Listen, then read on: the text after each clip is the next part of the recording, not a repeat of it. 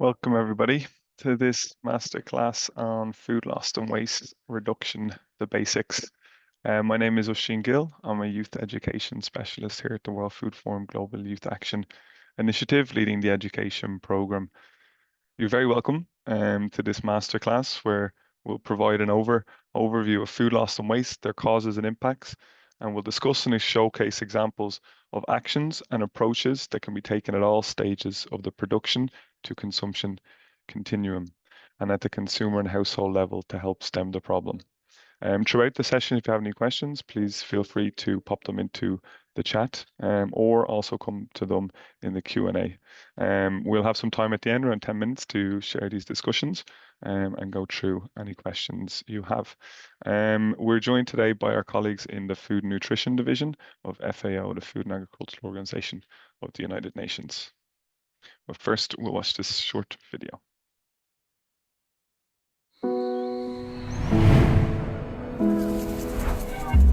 In a world of scarce resources and growing climate threats, we're all searching for innovative ways to build a more sustainable, equitable, and food-secure future. But what if the solution has been right in front of us? When we choose to invest our time, energy, and resources into preventing and reducing food loss and waste, we're setting off a ripple effect that benefits both people and the planet. Transforming our agri-food systems by investing in improved infrastructure and technology across the supply chain towards boosting production and reducing food losses, along with prioritizing consumer education and awareness, can help reduce food loss and waste. This would also ensure a more efficient use of natural resources and contribute to improving livelihoods and strengthening food security and nutrition in many low-income economies. We can ensure that more food nourishes people rather than rotting in landfills and generating greenhouse gas emissions, especially methane. Moving towards more circular agri-food systems, redistributing and upcycling food and its byproducts, and keeping it out of landfills will not only reduce greenhouse gas emissions and address biodiversity loss, but unlock hidden value in our agri-food systems. This transformation requires investment and involvement at every stage of the food value chain, mobilizing human ingenuity, strengthening organizations, and building institutional capacity. This will require significant climate finance, but the immediate and long-term returns will far outweigh the costs. To ensure a future where our food supply is not threatened by climate change, investing in food loss and waste prevention and reduction is a necessity for the benefit of people and the planet.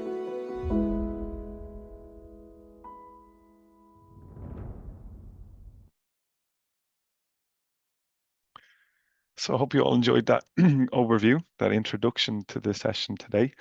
And without further ado, I would like to welcome our first speaker, Rosa Rowley. So Rosa is a Senior Enterprise Development Officer in the Food and Nutrition Division of the Food and Agricultural Organization of the United Nations, FAO, in Rome. And she leads the team working on reducing food loss and waste in support of agri-food systems transformation. So Rosa, I hand the floor to you. You're just on mute, Rosa. Thank you very much, Oisin. Good morning, good afternoon, or good evening, wherever you are. It's a pleasure to share with you some basic information about food loss and waste. And I'd like to also draw your attention at this point to pay attention to those pictures at the bottom of the title, because we're going to be looking at them at these different stages across the supply chain throughout, and you'll probably see different examples of them. Now, what's going on here? It's not moving. Let's see if I can. Okay. Okay, so sorry about that. I have to use a different way of moving the slides along. Okay, so let's start off by just giving you a brief overview of what I will cover in the context of my presentation. I will talk about definitions of food loss and waste, the boundaries in the supply chain, that although food loss and waste take place across the supply chain, there are specific areas where you have much higher levels of food losses, where food losses predominate and food waste predominate. And so at FAO, we differentiate between those boundaries. I will also talk about the magnitude of the problem globally and in different categories of food groups. And then I will show you very briefly, because there's a lot behind all of this, why it is important that we care about food loss and waste and take action to tackle the problem. So again, as I just highlighted, and bringing us on the same wavelength, so that we are when we start exchanging, we differentiate according to the discussions we're having here, because we're aware that in some parts of the world, mainly I think in the EU area, we tend to just look at everything that happens between production and consumption as food waste. There's no problem with that if we can differentiate what is actually happening in terms of the different stages of the food supply chain. So in generally and in principle, we approach the issues in very much the same way. Food loss is predominant in the developing world, and this is one of the reasons why it is so essentially distinguished by FAO, because of the contingency of the different member countries where we provide a lot of the technical support. So on that basis, let's look at the definitions. Food loss is the decrease in the quantity or quality of food resulting from decisions and actions by food suppliers in the chain. It does not include retail, food service providers, and consumers. And if you look at the pictures that we just saw, it starts where we start measuring from pre-harvest and looking at what's happening at harvest, what's happening in the context of the supply chain, but also in processing activities. And then food waste, on the other hand, is the decrease in the quantity or quality of food from decision and actions by individuals working in the food services as well as consumers. And these can be ugly fruits and vegetables that do not meet supermarket requirements, or even different types of foods that are edible and are thrown away. Now, the highest levels of losses, as we will see shortly, take place in nowhere else but our households. And this is something that we have to address as consumers. It's very critical. As I just highlighted, an estimated 13% of the food that is produced is lost in the supply chain after harvest and prior to reaching retail shelves. And these estimates are from FAO's 2021 estimates. FAO estimates the levels of food losses every 3 to 5 years. And in the case of food waste, an estimated 19% of food was wasted in households, food services, and in retail in 2022. And that is the equivalent of 132 kilograms per capita. Now, these two numbers that I have just highlighted, the 13% and the 19%, I wanted to keep those in mind because later on I'll just quickly mention their relevance and importance.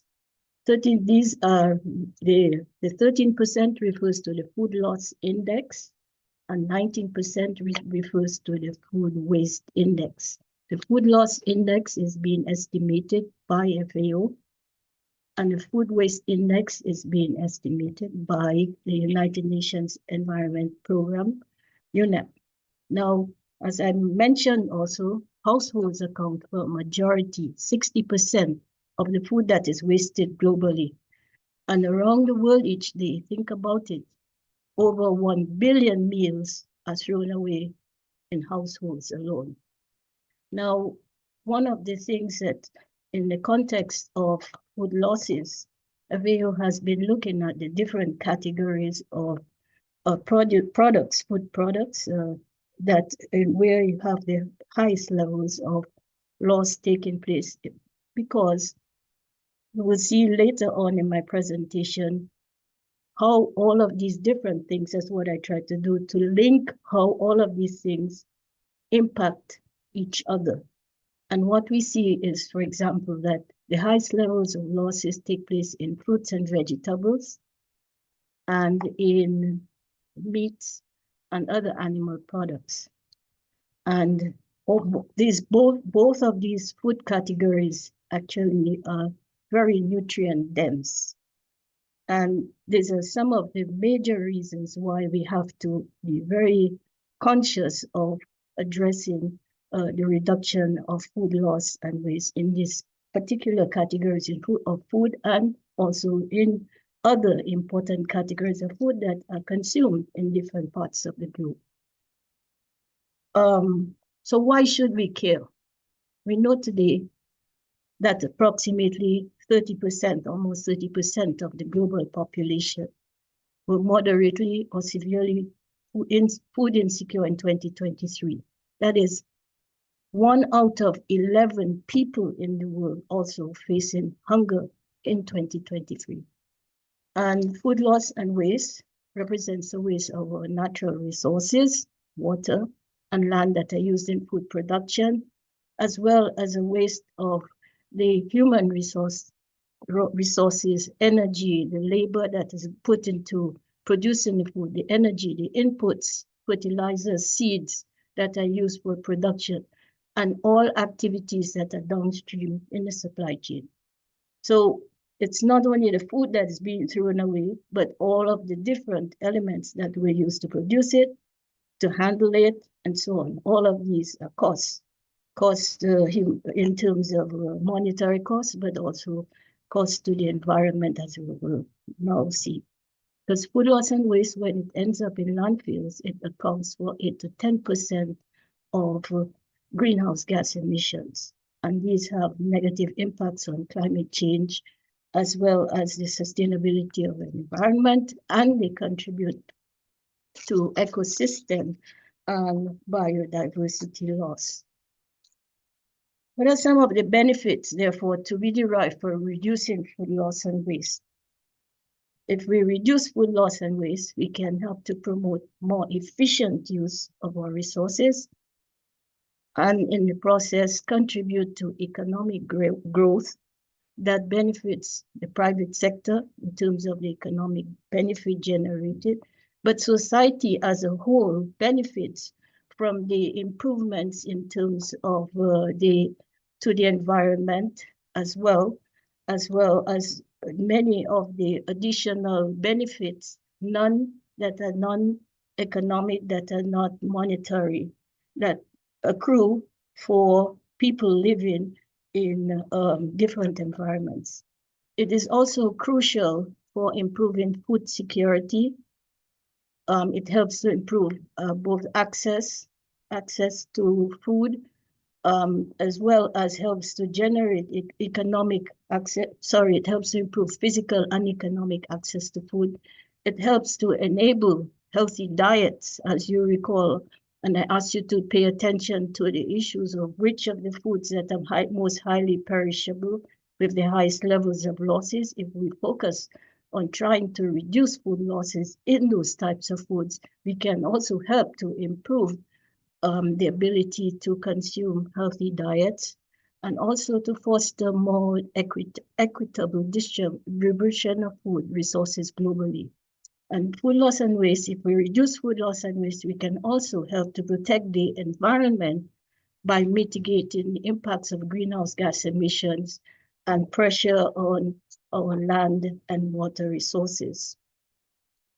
Now, all of these issues are addressed in the Sustainable Development Goals, and food loss and waste in particular is addressed in the context of SDG Target 12.3 that seeks by 2030 to have per capita global food waste at the retail and consumer levels, and to reduce food losses along production and supply chains including post-harvest losses.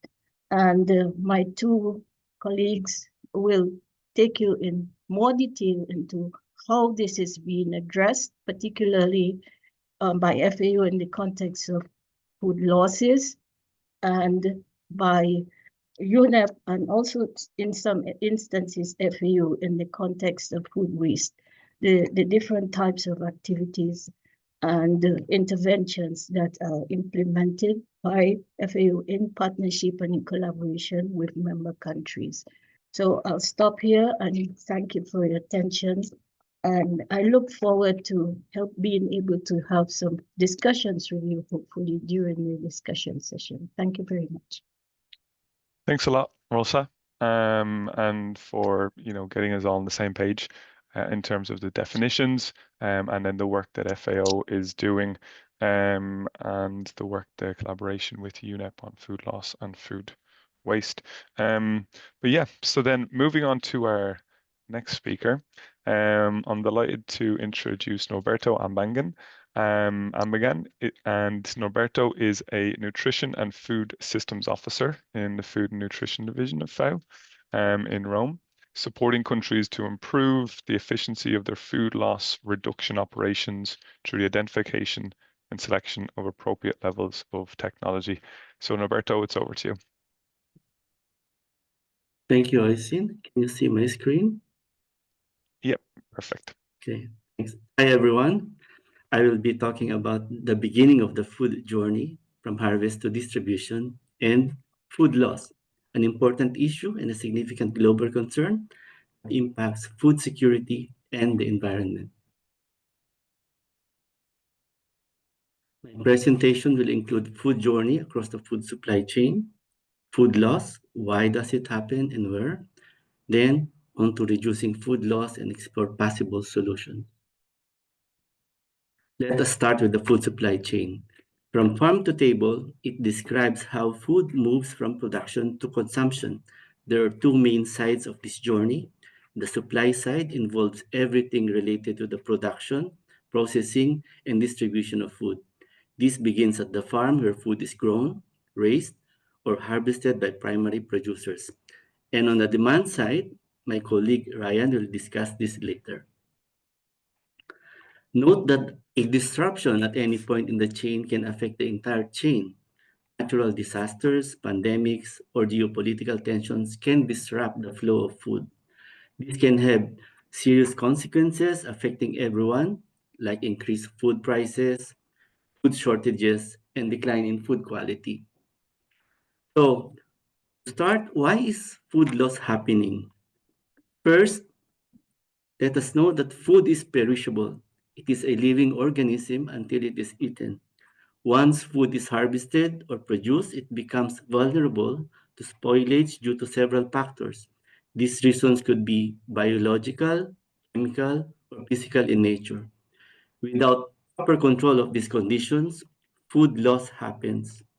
Second, in addressing food loss, post-harvest management is necessary in storage, transport, and handling practices. This is a significant issue in developing regions where infrastructure and resources are often limited, making it difficult to manage food loss effectively. Unfortunately, in many developing regions, there are challenges like weak infrastructure that leads to higher food loss. Reducing food loss requires a clear understanding of the supply chain, where, why, and how much food is lost at different stages. Critical loss points refer to the stages or processes where food losses have the highest magnitude. Understanding and identifying the underlying causes of food is key to finding solutions. Losses can be due to natural factors or systemic issues. Once these are identified, stakeholders will be guided in strategizing solutions and implementing appropriate actions. Measurement of the level of loss is needed to understand the scope of the problem, track progress after the interventions, and to assess the effectiveness of the actions taken. As solutions are proven effective, they can then be scaled up for wider use and impact.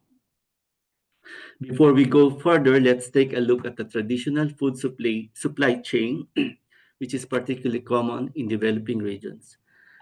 The actors in these supply chains are often informal, working in small-scale operations. Their roles vary and they derive benefits from the supply chain by generating income and supporting their livelihoods. The work involved is typically labor-intensive, and if not done properly, may lead to high levels of food loss. Farmers and key actors use traditional tools and follow conventional methods in their tasks. Traditional supply chains, particularly in developing regions, often face gaps that contribute to high levels of food loss. These include limited access to education, resources, and infrastructure, as well as inefficient processes that increase the risk of spoilage and food loss. Now we go to a story from the field. This is based on the intervention implemented by FAO in South Asia. The journey of the winter tomato, from harvest to distribution, is shown in the figure. The journey starts when tomato is harvested, either green or ripe, depending on the market, using bamboo baskets. Tomatoes are then transferred into a three-wheeled carts and transported to the collection centers. In the collection center, the tomatoes are sorted and packed into 50-kilogram mesh sacks that are also used for transporting the tomatoes to wholesale markets. The bulk packaged tomatoes travels at least 150 kilometers from the farm. After reaching the wholesale market, the tomatoes are distributed to retailers or purchased by supermarkets and institutional buyers.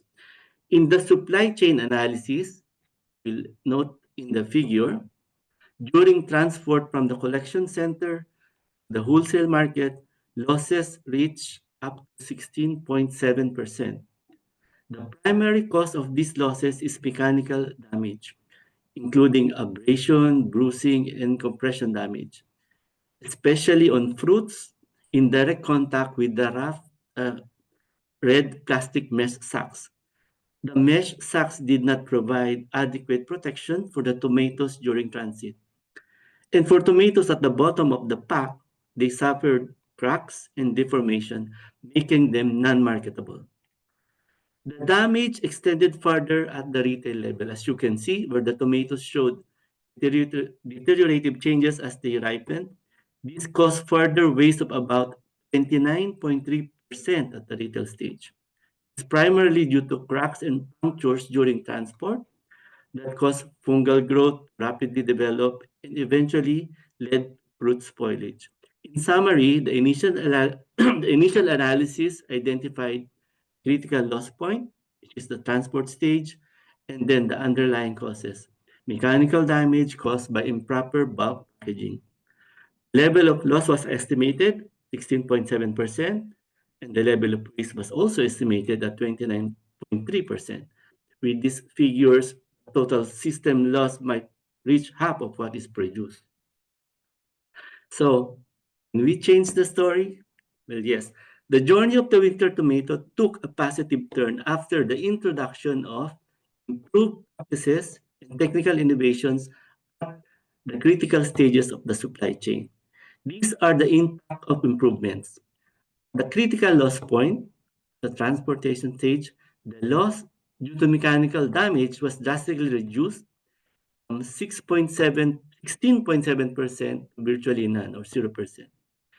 The retail level, the waste dropped from 29.3% to just 2.6%. In retail, it was observed that tomatoes packed in plastic crates contained 95% marketability after 3 days in the store. While on the other hand, tomatoes packed in 50-kilogram red mesh sacks only retained 75% marketability under the same conditions.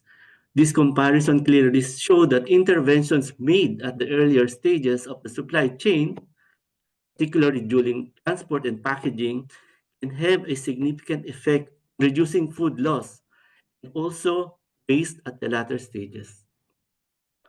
So, what were the interventions introduced? First, in harvesting, instead of using bamboo baskets, plastic pails were used for harvesting. Tomatoes were then transferred into filled plastic crates, which are more protective compared to the sharp edges of the baskets. And these crates were loaded onto the three-wheel carts that they use and transported to the collection center. The collection center, rejects such as green, overripe, or damaged tomatoes were separated from the marketable ones. The stems were trimmed using scissors as they may dry out and cause bruising to the other tomatoes when packed. Tomatoes were then washed and sanitized in chlorinated water around 150 ppm level to remove dirt and microbes that could contribute to spoilage. After washing, the tomatoes were air dried on surface to ensure that they were properly prepared for storage and packaging. Now, for bulk packaging, tomatoes were packed into plastic crates with a paper liner for cushioning. Each crate had 25 kilogram capacity, ensures that the tomatoes were not overpacked and well protected during transport and handling. So these practical interventions didn't just reduce food loss, they also generated a triple win for various stakeholders: economic, social, and environmental benefits. The reduced food loss directly translated into economic benefits for key actors in the form of additional income and improved livelihoods. Better quality tomatoes reached local markets and were made available to household consumers, and then improving food availability. The interventions helped reduce food loss and waste that would have ended up in landfills, which would then add to greenhouse gas emissions. Additionally, the plastic crates were reusable, leading to less plastic waste compared to the single-use mesh bags, which are typically not durable. Now, for another story, this will be short, about the journey of mangoes. Similar interventions were made like those were made for winter tomato. They were applied across key stages to reduce food loss. But for now, let us just focus on the disease control intervention. Diseases such as anthracnose and stem end rot are common post-harvest diseases affecting mango quality, manifesting in dark spot across the skin in the stem end. To address this issue, hot water treatment is necessary. Well, hot water treatment involves dipping the mangoes in hot water at temperatures of maybe between 52 to 55 degrees centigrade for like 5 to 10 minutes, and then followed by cooling and surface drying. This is a simple technology that can also be applied to fruits that are affected by similar post-harvest diseases. Now, implement technologies that require processing equipment. Conceptualizing the design that fits the scale and the resources available is critical. These solutions need to be customized to adapt to local needs and also need to consider the local manufacturing capability. Digital tools like computer-aided design can be used to conceptualize the technical requirements and then provide details of these specifications to local fabricators. Additionally, 3D modeling and printing can offer nowadays a way to create realistic models of the equipment, which helps stakeholders better visualize the designs. And for example, steel drums can be used as containers for hot water tank to lower the cost. 3D models of cold storage or solar dryers can also be developed for easy visualization of climate smart interventions. And these technologies, being climate smart, make them valuable in developing regions where inadequate infrastructure contribute to significant food loss. So these are some of the digital tools we can use to promote awareness of technical solutions and the availability of this technological intervention. I think that would be my last slide. Thank you for listening. A video showcasing post-harvest losses in fruits and vegetables will be played after this.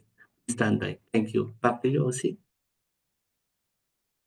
Thanks a lot, Norbert. I will share my screen with this video. And yeah, thanks for taking us through food losses with a specific example on tomatoes and mangoes and the triple wins generated through economy, social, and environmental. So it's a little clue for later as well. Let's share this video here now.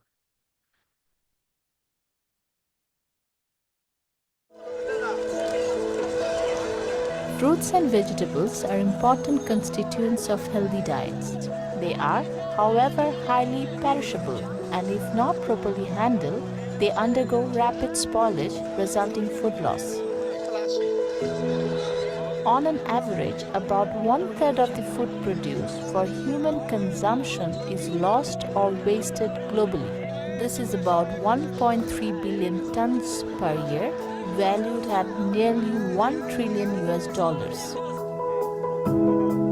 Post-harvest losses in fruits and vegetables occur between harvest and the market are the result of inappropriate harvest, poor handling, and poor bulk packaging practices.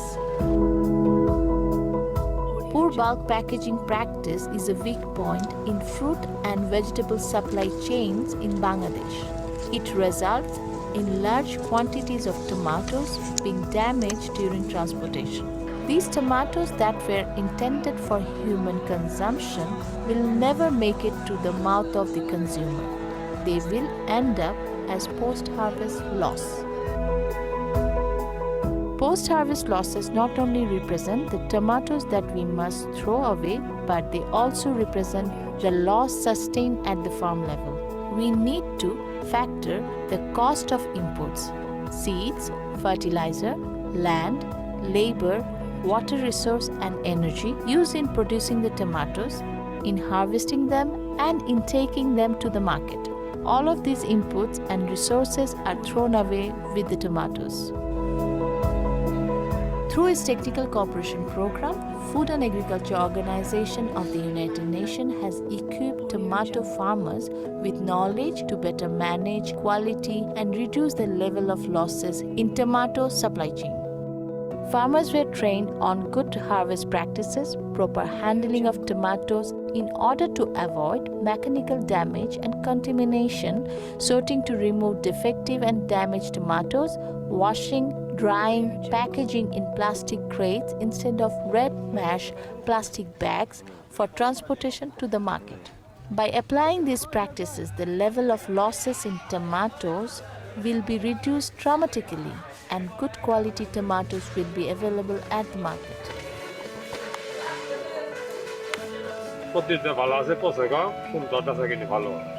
আগে যখন tomato কিনতাম 1 কেজির মধ্যে অর্ধেকই নরম থাকতো, দেখা যেত তরকারিতে দিলে তরকারি ভালো হতো না বা প্রিজার্ভও করা যেত না।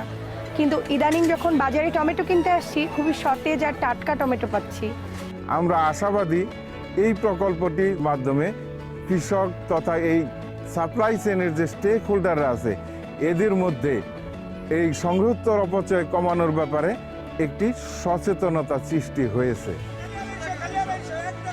But it's also important that everybody has to make something out of this. If one person is making and the other is not, then it won't work.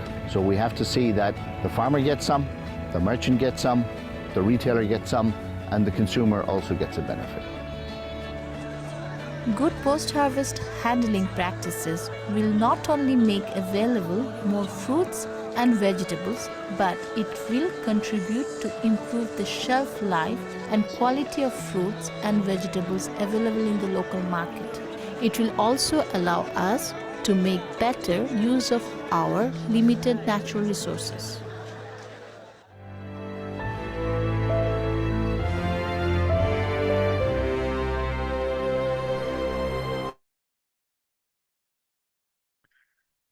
Great. So that was a video following up on Norbert's presentation. So thanks a lot, Norbert. But yeah, so now I will share a quick poll with everybody to see who has been paying attention. So if you see from Russell's presentation and also followed up in Norbert's, there was a question on the benefits of reducing food loss and waste. So what are the benefits of reducing food loss and waste? Is it increased food availability, the social, reduction in greenhouse gas emissions, the environmental, or increase in productivity and income, the economic pillar of sustainability? So we'll leave it open for another minute or so, another 30 seconds. But it looks like pretty much everybody has been paying attention. to the previous presentations, both from Rosa and Norbert. And vast majority of people have gone with all of the above. And if you have, so we'll close that there. A couple of people said social, a couple of people said environmental. If you said any of those or economic, you wouldn't be wrong, because they are also benefits, but I'll close the poll there and share the results. But yes, the vast majority of people said all of the above, and 89%, and you answered correctly. And you know how reducing food loss and waste can lead to multiple benefits from social, environmental, and an economic perspective. So good work. We'll have one more poll coming up later on. But for now, I want to keep moving, and I want to introduce our third speaker, Ryan Brown. Ryan is a food loss and waste specialist working as part of the Food Nutrition Division team here in FAO, where he works in the team focusing on food loss and waste reduction. So Ryan, I'll pass over to you. Okay, thank you, Oisin. Good morning and good afternoon, everyone. So I'll be taking us through the widespread issue of food waste that in some way affects all of us. So just to quickly recap on what Dr. Rosa Roll highlighted in her opening remarks, that a staggering 19% of the total amount of food we produce is wasted. This waste occurs at retail, food service, and household, and it truly is one of the biggest global challenges we currently face, with far-reaching consequences on many aspects of our lives and the planet. And as there are many detrimental impacts, reducing it in a sustainable manner can offer many wins. So how can we address this problem? Well, firstly, in our fight against food waste, we need to look at the actions that need to be prioritized to have the greatest impact on achieving sustainability. It is always preferred to stop food from being wasted at the source in the first place. This will reduce the environmental impacts, saves resources, and if we can reduce our own day-to-day food waste, it will also save money. Second, to prevention, there is the option of food redistribution. This can occur between food businesses that have good surplus food and beneficiaries who may be individual consumers, they may be food charities, or can be between two individuals with a surplus. As we will see later in the presentation, food recovery and redistribution also offers a means to reduce food waste and at the same time alleviate food insecurity, especially among more vulnerable populations. Then in the center of the pyramid, we'll find practices involving repurposing and recycling of food waste into other new valuable products, which helps us truly maximize everything we have and move towards a more circular system. The last option and the most damaging is the disposal of food where it is discarded to landfill sites. And essentially, when it comes to reducing food waste, awareness raising and education on the topics and what actions to take is extremely important. In this slide, we can now look at how each and every one of us can take simple actions at home to reduce our food waste. So the enormity of the issue may appear daunting. However, straightforward actions can be taken by every one of us here at an individual level to really make a difference, to reduce household food waste. And remember, this is where the majority is generated at 60%. We can stick to well-planned shopping lists to avoid any unnecessary purchases or unwanted duplications that would likely be wasted in the end. We can also try to avoid supermarket promotion strategies that encourage you to buy additional food, again, saving money.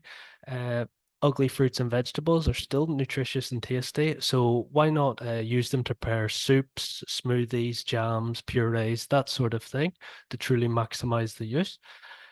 Food storage is another important factor to consider, as different foods have specific storage requirements. This involves where in the kitchen to store certain food items, for example, in the cupboard, away from direct sunlight, or in the fridge, but also more specifically as in the different compartments of the fridge, which often gets forgotten about. For example, some fruits and vegetables need to be stored in the crisper drawer at the bottom, where it is more humid and will prolong their freshness. We store raw meats on the bottom shelf, where it's the coldest area of the fridge. And do not store your milk in one of the door shelves, like many people tend to do, as this experiences extreme temperature fluctuations with the opening and closing of the door, which can spoil the milk or decrease the shelf life. We can practice first in, first out method. Make sure that older food items in the cupboard that are nearing their expiration date are moved towards the front. That way they'll be used next, while newer items with a longer shelf life will go towards the back of the cupboard. And then speaking of food expiry, it is important to know the differences between food date labeling. Food items that have surpassed their best before date may still be consumed, as this refers to quality. We can just use our senses, and if it smells or looks okay, then it is good to eat. However, use by dates, this refers to the safety of food items, and they should not be consumed after that date, as it poses a food safety risk. And lastly, remember to use your leftovers and to share or donate any surplus food items that are still good to eat.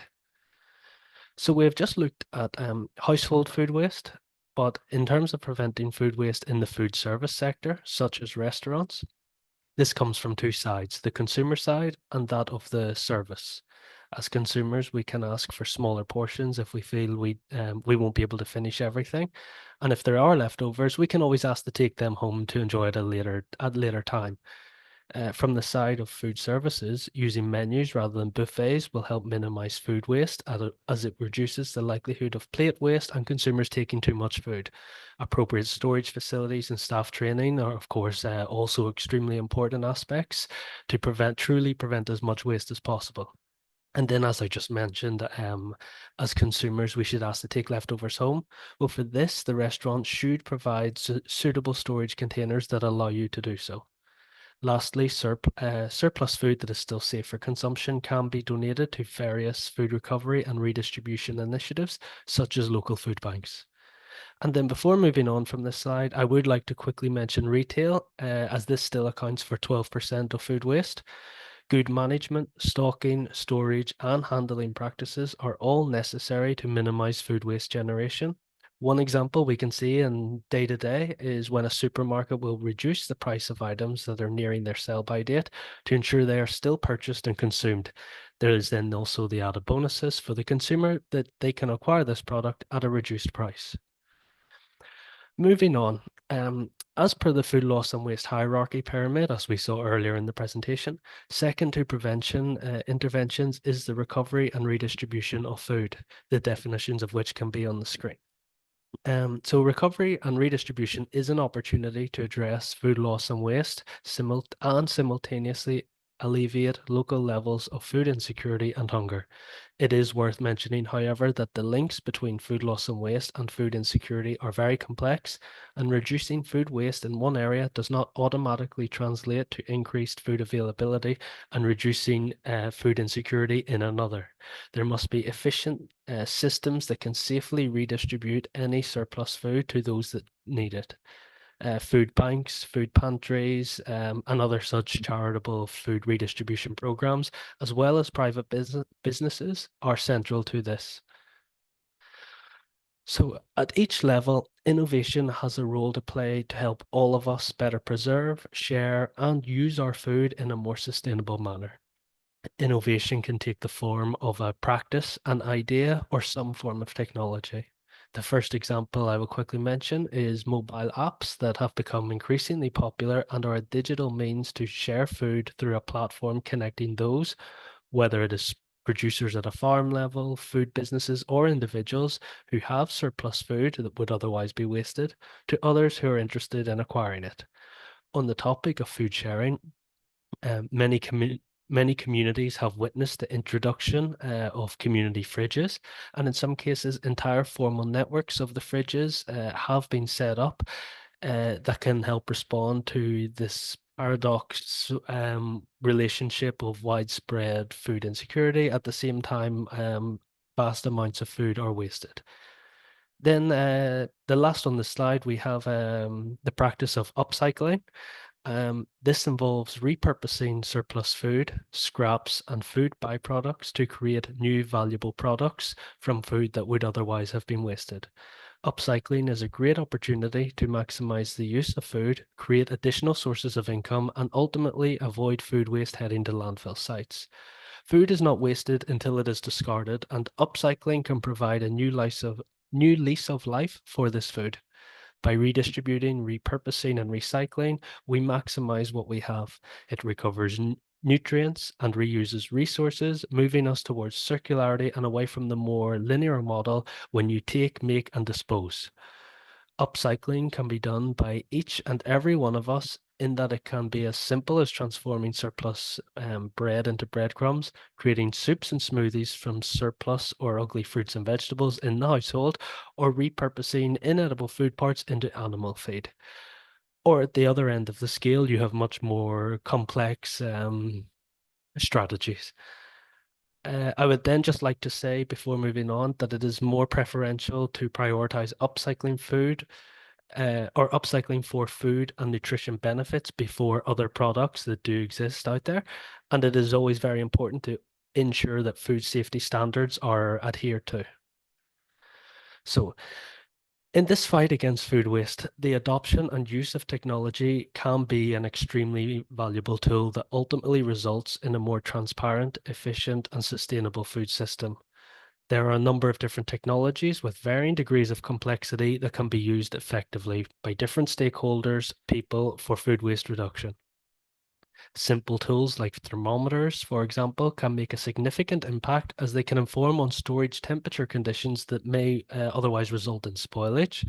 There are then progressively more complex examples that have an important role to play, from the food sharing platforms that I've previously mentioned to far more sophisticated and niche options such as AI programs, blockchain, and Internet of Things devices that can help with real-time monitoring of food.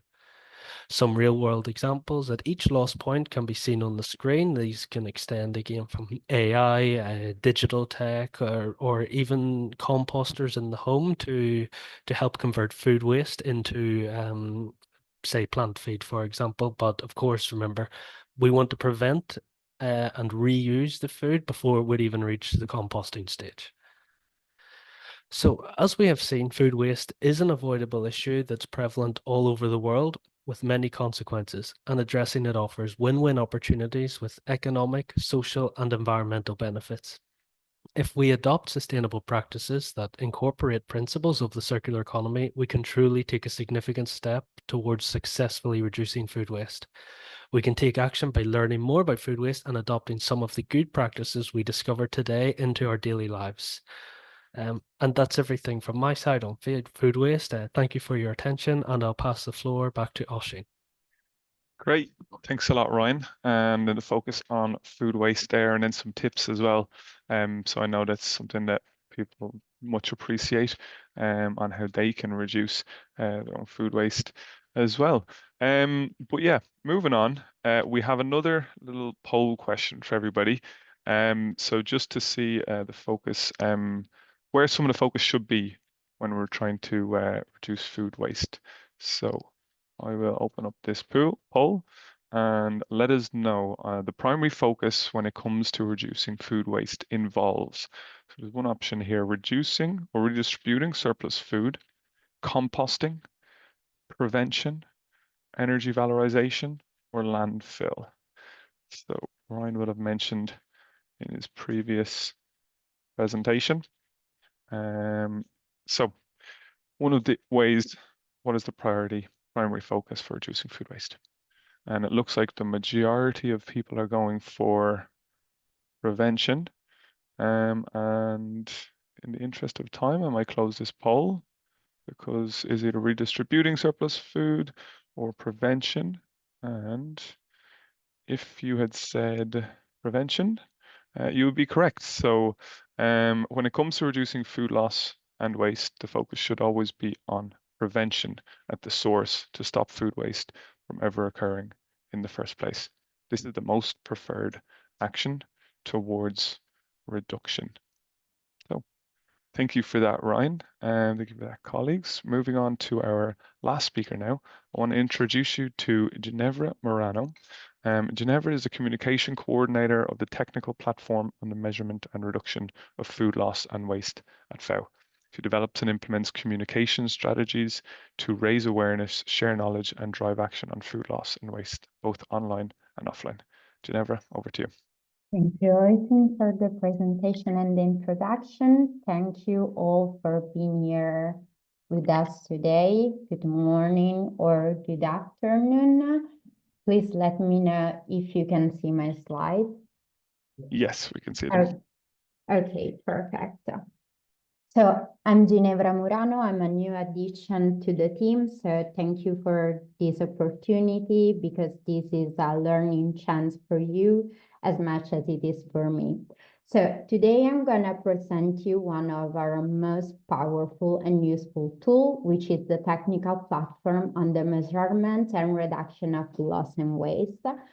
I know that the title of the platform sounds already scarily complicated, but I hope after this brief presentation, this tool will feel more approachable and hopefully useful for all of you. So let's get started. Okay, so what is the platform? What is its purpose and why this exists? So if you ask me as a specialist in digital communication, I'd say that if you're not online, you do not exist. But that does not only apply to our private lives, but most of all, it applies to information and knowledge. I mean, if knowledge is not online, it's very difficult to retrieve it. So I guess that's why in December 2015, FAO and the International Food Policy Research Institute launched the platform. So 2015 marks a particular significant year for the UN, because a few months before, in September, the General Assembly adopted the 2030 Agenda. And it is in this context that we have to place the foundation of the platform. The platform, it was and is meant to help us achieve the SDG 12 Target 3. So SDG 12 is the one related to responsible consumption and production, but what interests us the most is its third target, because this target aims at halving per capita global food waste along the consumer journey and at reducing food losses on the supply chain. So here you can find the URL of the platform if you want to start browse it to get an idea of it. But practically speaking, let's see what does the platform do to help us achieve this SDG. So the platform provides the user a wide spectrum of different and various digital resources, such as news, publications, scientific articles, multimedia content such as video, podcasts, and also our newsletters. So all these resources creates a mechanism for collective learning and capability strengthening. All of these aims at two primary goals, which are raising awareness and providing you with trustworthy and updated data and information. On top of that, our platform is a community of practice, which is a digital space in which you can network and communicate, exchange ideas, insights, opinions, feedbacks with stakeholders or like people that like you are interested in this topic. I've seen a lot of you in the chat are saying that you're already studying or working in this field, so that's amazing. I've saw a lot of LinkedIn URLs being shared. So if you want to network, that's the place where you want to be. Okay, moving on, proceeding with digital communication, one of the best perk about it, one of the things I love the most about it is that everything is traceable. So you can, therefore you should track everything you communicate. That's why I decided to select it. a few data among the analytics that we usually monitor to give you a snapshot of the platform in numbers. So the platform is available in 6 different languages, which are the FAO official languages: English, Spanish, French, Russian, Arabic, and Chinese. All the numbers, all the data that you see here refers to the past 12 months. If you study, if you're a researcher, you know that data are everything, but data without their related time frame means absolutely nothing. So during the past year, we got more than 200,000 views, and here in the graph, you can see a peak. This peak marks the 29th of September. So I would love to make this a little bit more interactive, so I want to ask you some questions, but for the sake of time, I'll ask you to answer in the chat. So I don't know if any of you knows what we celebrate during the 29th of September or what happens. So for us, it's a very special and important occasion because it marks the International Day of Awareness on Food Loss and Waste. So that's why we got a peak in visualization during that day. We got more than 45,000 new users, more than 1,600 hours spent on the platform, which I think it's impressive because it's the equivalent of 9.5 weeks. And 58% of our users comes from organic search. So like if you're not from the field of organic search, basically refers to all the unpaid results that appear on your search engine when you look for something online on Google.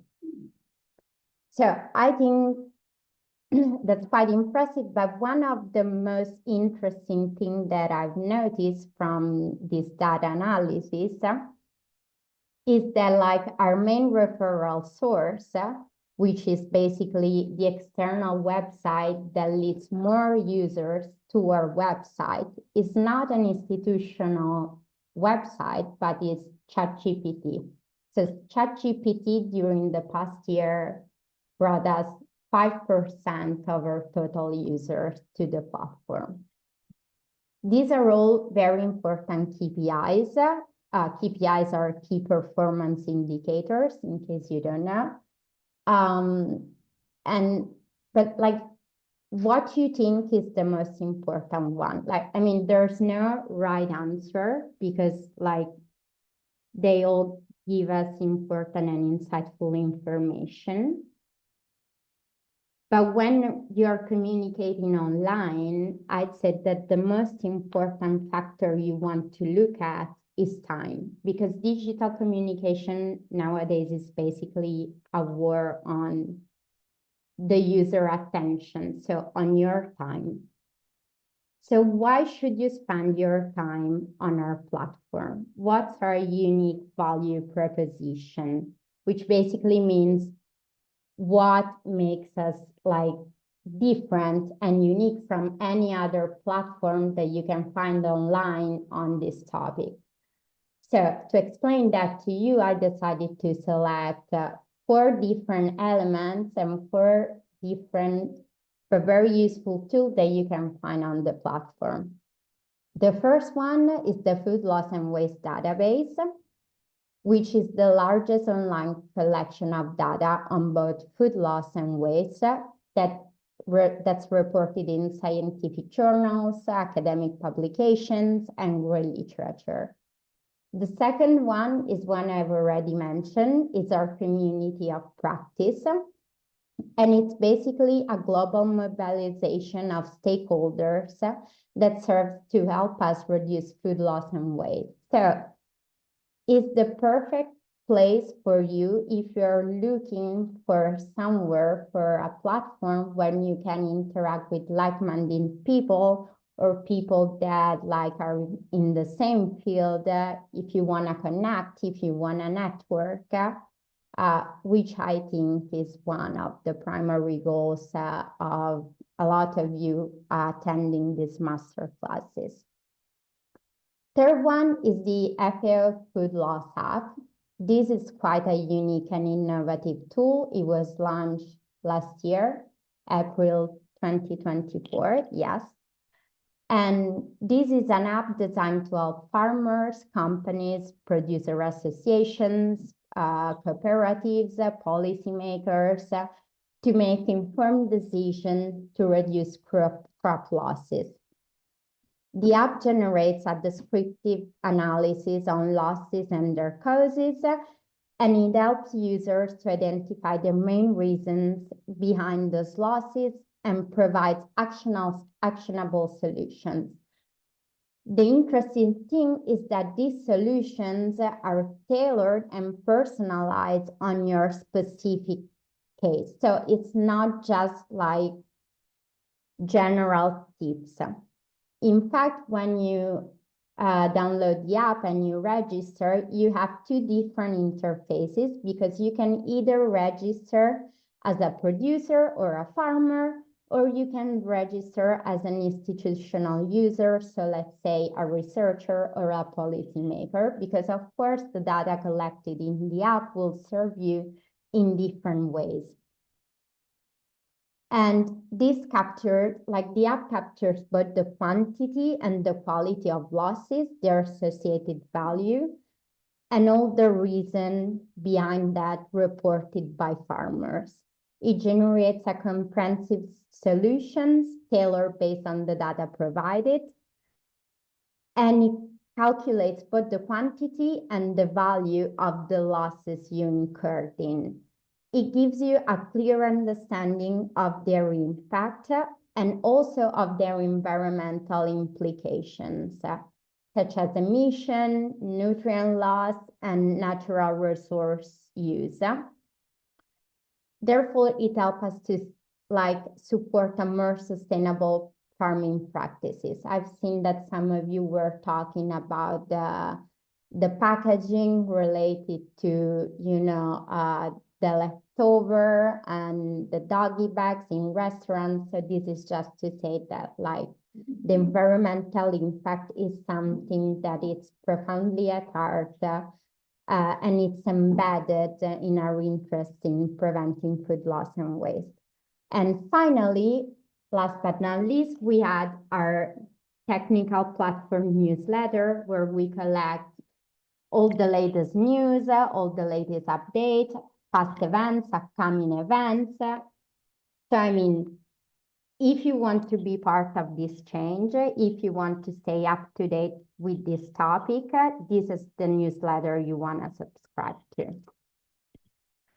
Okay, so I guess for the sake of time, I'll just proceed really quickly through these slides. So I've already presented you the food loss database. So what's interesting about this database is not only that it's the largest database on this topic, but it's the fact that it collects data from 1965 up to 2022. And basically you can have different visualizations of the data, but what you see here, so all these colorful points that you see, all these pins, represents a specific research and study. So this gives you the idea of how many different studies we collected to create this, and the different colors indicates the different methods used for the data collection. The community of practice, okay, I feel like I'm obsessing you with the community, but it's truly a unique digital space. It's like a private room inside the website.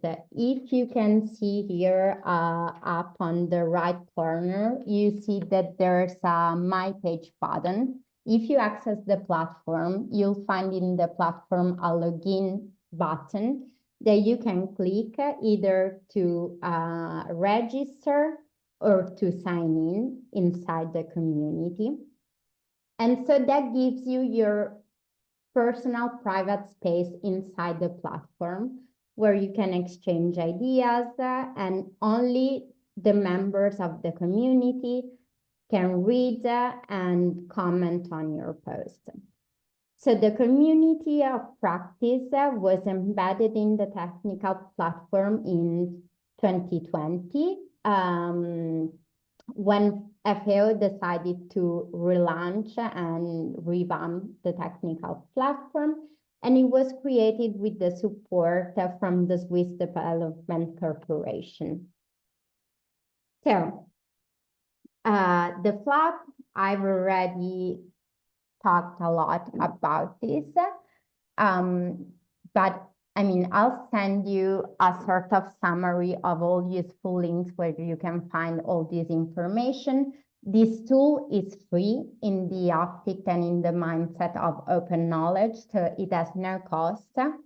You can register. I think I've already explained what it is and how it works. It mainly measures crop commodities, but also liquid types such as milk and oil. And if you want to add a new country that we don't feature, let's say your country or a new commodity to the FLAP, you can get in touch with us or with the division and we'll make it happen.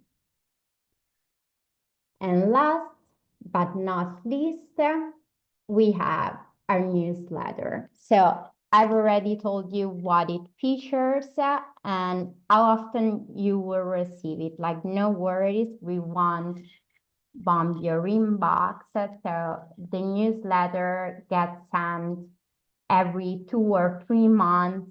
So we won't fill you with notifications. And I think Ryan can send you the link to subscribe.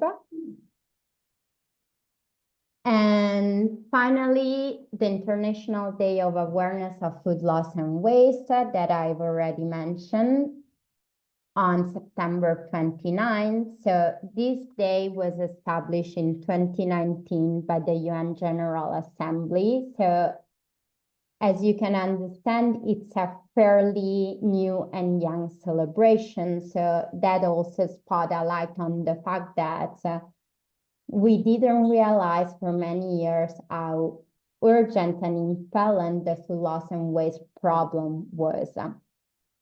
So the first ever celebration of the International Day was held during 2020. This year we'll celebrate the 6th of 7. Sorry to cut you off. Overplayed. We're running over time, Okay. and we'll have to pass over. So yeah. So just check the page on the platform so you can get all the information. Over. Thank you all. Sorry to cut you off there at the end, but I did want to give some time to just to pass over to Rosa just to sum up on the event on the session. I know many questions are still there, but many questions have been answered throughout the Q&A session. So thanks, Rosa, for that. If there are any further questions at the end, do share them with us. We will send a follow-up email to everybody, and we will, if there are further ones, we can pass them through to our colleagues that have presented from the Food and Nutrition Division.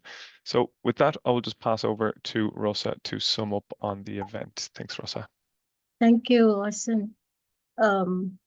So basically, what we've tried to do today is to give you a broad perspective of what food loss is, what food waste is, and to give you some examples of some of the actions that are being taken, and also what you can do and what each one of us can do as consumers to make a difference in terms of helping to reduce food loss and waste in the households.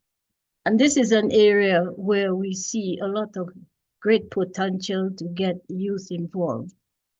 In the issue of, I saw in the chat and looking at some of your questions, and thank you, you're really asking us some really interesting questions. I will continue on answering those because time is getting short, so that everybody will, we address the issues of concern to you. And I think this, moving from here, we can then move forward with your feedback. We need to understand a little bit more from you, what you would like to know from us. I will analyze some of that as I go along, and how we can work more closely with you through OISN and the WFF to address some of these issues that really things that appeal to the interests of youth, in terms of maybe what I'm seeing a lot of in the chat is things like issues related to the reducing food waste, awareness raising, and some of these issues. So we're really looking forward now to seeing what's next, and how are you going to be able to participate, work with us, and to make a difference. So with that, I say thank you very much for your attention and interest, as is demonstrated with your interesting questions in the chat. And we look forward to being able to work with you in the future. Over to you, Oyson. Thank you, Rosa, and thank you very much to all our other speakers as well. So thanks to Norberto, thanks to Ryan, thanks to Ginevra, and thank you all for joining us. We will send out more information with the recording, with the presentation, with some follow-up questions as well by email. So thank you, and I hope you all enjoy the rest of your day.